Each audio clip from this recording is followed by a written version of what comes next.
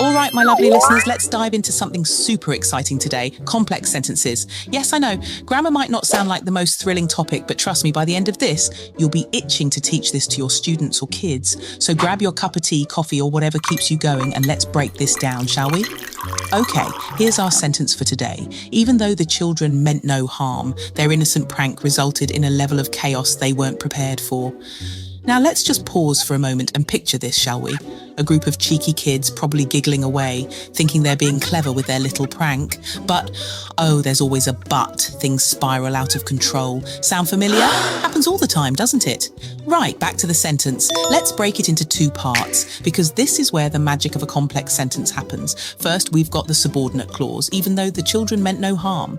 This bit is like the teaser trailer of the sentence. It sets the scene, adds a bit of drama, and gives us some context. It's telling us why or how something is happening. But here's the thing, it can't stand alone. You can't just say, even though the children meant no harm, and leave it at that. People would just stare at you like, and it needs the main clause to complete the thought. Now let's look at the main clause. Their innocent prank resulted in a level of chaos they weren't prepared for. This is the main event. It's the bit that can stand on its own and still make sense. It's bold, it's independent, and it tells us exactly what happened. Basically, it's the sentence's way of saying, here's the point. So why does this matter? Well, understanding subordinate clauses is like unlocking a secret tool in the language toolbox. These clauses let us add depth, contrast, or even a sprinkle of irony to our sentences. They help us show relationships between ideas like cause and effect, or conditions and results, in a way that's clear and creative. Let's take our example again. Even though the children meant no harm, their innocent prank resulted in a level of chaos they weren't prepared for. The subordinate clause here, even though the children meant no harm, sets up a contrast. It's saying, hey, they weren't trying to cause trouble. But then, bam, the main clause hits us with the reality. Their innocent prank resulted in chaos. It's that contrast that makes the sentence so engaging, don't you think? Now here's a little tip for teaching this to your students or kids. Start by asking them to create their own sentences. Maybe something like, even though it was late, she stayed up to finish her book. Or, although he was nervous, he aced the presentation.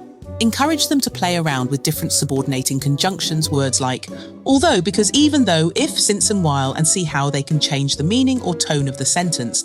It's like giving them a set of Lego bricks and saying, go build something amazing.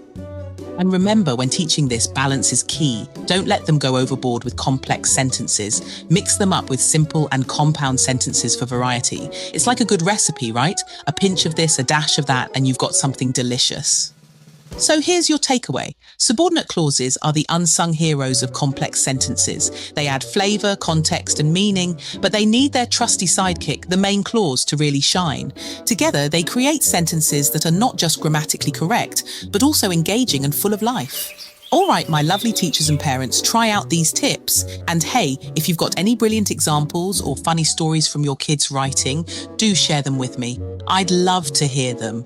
Until next time, keep learning, keep laughing, and remember, teaching is a bit like that innocent prank. Sometimes it's chaotic, but it's always worth it.